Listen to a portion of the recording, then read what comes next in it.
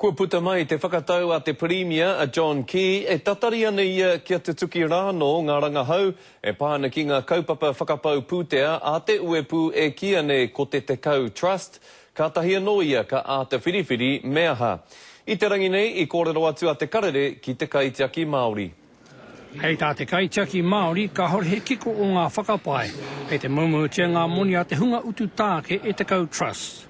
PwC report found that money had been fully and accurately accounted for to the dollar.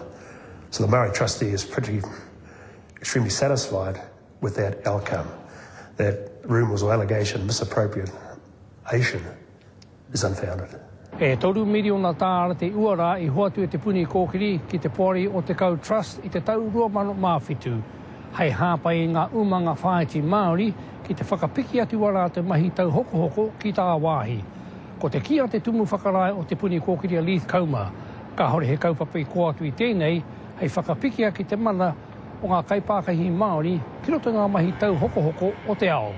October 2007, I entered into a contract with Tekau Plus, which is made up of the Māori Trust Office, Federation of Māori Authorities and Potama.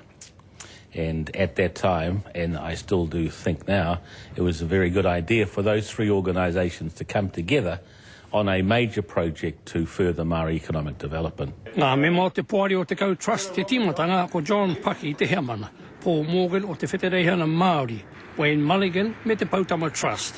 What needs to be carried out now is a value for money review of the contract. Tētahi o ngā tino a wangawanga a te puni kōkiri, ka hore ngā memo o te pōri i whāki atu he pāngaro tō rātau ki etahi o ngā umanga kei raro i te maru o Tekau Trust.